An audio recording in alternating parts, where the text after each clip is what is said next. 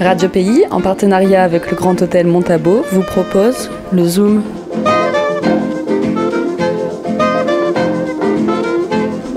Aujourd'hui, Victor Hugues, l'homme aux missions contraires. Bonjour Florian, nous sommes vendredi matin et je voulais te proposer à toi ainsi qu'à nos chers auditeurs une petite visite à une personnalité du passé.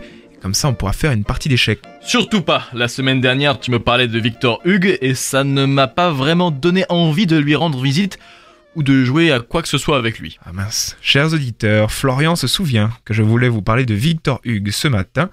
Victor Hugues est une personnalité surprenante, radicale, qui a marqué l'histoire de la Guyane et de la Guadeloupe. J'aime le surnommer l'homme aux missions contraires. Il est hors de question de jouer aux échecs avec lui et je vais vous expliquer pourquoi.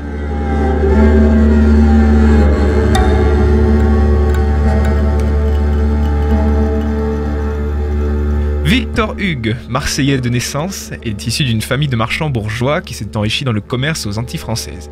Victor, lui, est avant tout marin et, chose importante, il fait partie des révolutionnaires de 1789.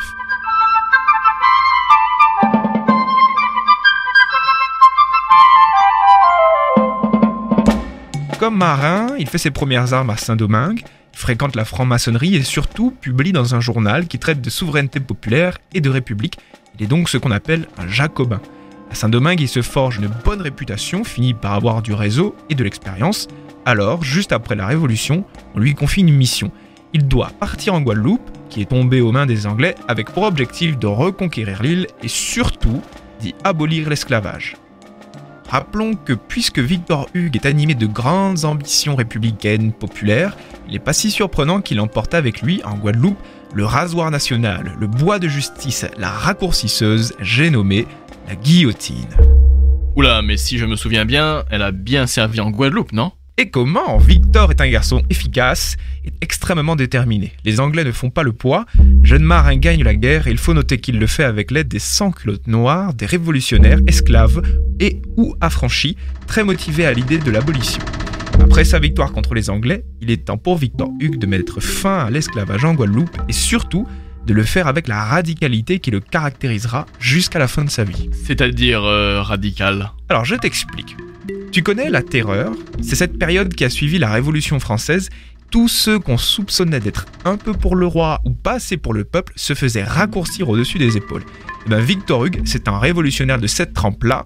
Et puisque sa mission est d'abolir l'esclavage en Guadeloupe et que les propriétaires d'esclaves ne sont pas particulièrement emballés par le projet, Victor Hugues n'hésite pas à guillotiner des colons. Mais pour l'exemple, Pour l'exemple, oui. Maintenant, je vois ce que tu veux dire par radical. Mais devinez quoi, chers auditeurs ? Les planteurs guadeloupéens n'aiment pas trop l'idée de la guillotine. Parce que pour les Blancs de Guadeloupe, Victor Hugues pratique un zèle sanglant. Ils n'aiment pas non plus sa façon d'orienter le politique pour ses intérêts personnels. Alors, que font-ils ? Ils s'arrangent pour qu'il rentre en métropole avec sa femme, contre son gré. Et devinez quel territoire va hériter de ce jeune révolutionnaire sans pitié ? Eh bien, c'est évidemment la Guyane. Et c'est là que l'histoire prend une tournure tout à fait inattendue. Fin 18e, Napoléon fait son coup d'état, exit la Révolution, exit la République, la France devient un empire. L'efficacité et la radicalité de Victor Hugues a laissé une trace indélébile dans l'esprit de bien des décideurs. Alors, sous le Premier Empire, on envoie Victor Hugues en Guyane comme gouverneur pour remettre de l'ordre dans la colonie. 3 ans plus tard, on lui demande d'appliquer l'arrêté du 7 décembre 1802, ce qui veut dire qu'il doit rétablir l'esclavage en Guyane. Mais il ne l'avait pas aboli juste avant ? Il a accepté ça ? Et comment qu'il a accepté ? Et avec la même efficacité. Avant même le rétablissement officiel de l'esclavage, notre homme crée ce qu'on appelle les circonscriptions de quartier. C'est-à-dire qu'il fait rassembler les libres de couleur par quartier, puis il impose le travail forcé. Alors, quand l'esclavage est officiellement rétabli, en Guyane, on n'a pas vraiment l'impression que les choses aient changé. Et tu sais ce qui renforce cette impression-là ? Non, dis-moi. Eh bien, les mots esclavage et esclave n'apparaissent même pas dans le décret de Victor Hugues. C'est te dire si son idée de départ était bien de rétablir l'esclavage, comme si de rien n'était. Mais vous vous en doutez, chers auditeurs, il n'est pas simple de rétablir l'esclavage sans faire de vagues. Et ceux qui ont entendu le Zoom de vendredi dernier sur Pompée, le chef noir-marron, le savent bien. Les libres de couleur acceptent mal ces nouvelles dispositions, alors ils marronnent. Ils partent se réfugier dans les grands bois à tel point que Victor Hugues instaure des milices pour les pourchasser. Nous l'avions vu la dernière fois, la gouvernance de Hugues est également très rude, surtout à cause du système de corvée qu'il impose aux esclaves des planteurs pour exécuter des travaux dans la colonie. Alors laissez-moi vous donner un petit exemple. Les esclaves les plus forts sont envoyés creuser des canaux de 6h du matin à 10h. 1 heure de pause pour le repas, puis reprise du travail de 11h du matin à 17h. Ça fait 10 heures de travail pour 1 heure de pause et un repas par jour. Cette méthode fut surtout utilisée par Victor Hugues pour creuser le canal Torcy qui devait servir à créer des cultures du côté de Makuria. 500 esclaves de pelle et 5 ans seront nécessaires pour achever ce canal de 6600 mètres de longueur, 12 mètres de largeur et 1,30 m de profondeur. Tu imagines, Florian, que les propriétaires qui sont obligés d'accepter que leurs esclaves fassent ces corvées sous peine d'amende retrouvaient leurs biens dans un assez mauvais état.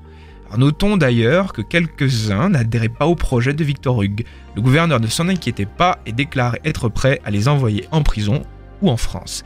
Quant aux marrons, on en a déjà parlé vendredi dernier, ils sont pourchassés, décapités, pendus ou étranglés. Victor Hugues décapite les blancs comme les noirs en fait, on peut dire que c'est un carriériste. Je crois qu'on pourrait dire ça, oui. Mais d'ailleurs, voici l'extrait d'une description d'Ange Pitou, un déporté en Guyane qui a croisé Victor Hugues. Son caractère est un mélange incompréhensible de bien et de mal.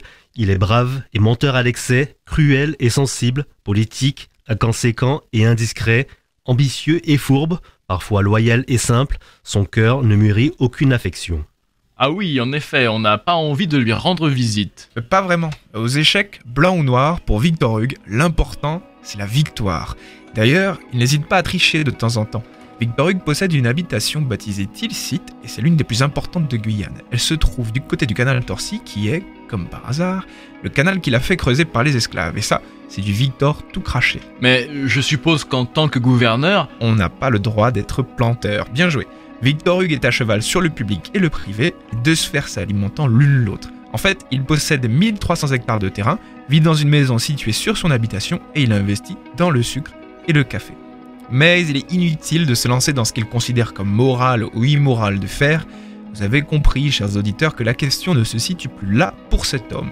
Je vous laisse d'ailleurs apprécier une autre description de Monsieur Hugues, toujours par le déporté Ange Pitou. L'ambition, l'avarice, la soif du pouvoir ternissent ses vertus, dirigent ses penchants, s'identifient à son âme. Il n'aime que l'or, veut de l'or, travaille pour et par l'or. Il travaille pour et par l'or et pour sa gloire également, mais il finira par se retrouver du mauvais côté de l'histoire. En 1809, le Portugal envahit la Guyane. Victor Hugues n'arrive pas à protéger la colonie, il fuit Cayenne pour la métropole. Là-bas, il est jugé pour trahison et son obsession pour le profit se retournera contre lui. On lui reproche d'avoir privilégié ses plantations et ses intérêts au détriment de sa mission de gouverneur. Assigné à résidence jusqu'en 1814, il sera acquitté, finira par revenir en Guyane, mais cette fois-ci ne sera que planteur. Il reste apprécié par la sphère politique, au point même qu'il jouera un rôle dans la mission de délimitation de la frontière entre le Brésil et la Guyane.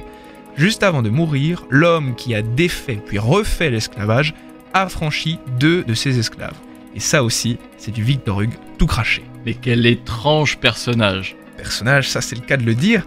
Victor Hugues a littéralement servi de personnage chez certains romanciers. Citons Alejo Carpentier, écrivain cubain, fasciné par Victor Hugues et qui le fait apparaître dans Le siècle des Lumières, son très célèbre roman. Plus près de chez nous, le Guyanais Serge Patient lui a également trouvé une place dans Le Nègre du gouverneur. Sachez, chers auditeurs, que Victor Hugues est enterré au cimetière de la ville de Cayenne, avenue d'Estrée. Pour ceux qui souhaiteraient lui rendre une petite visite.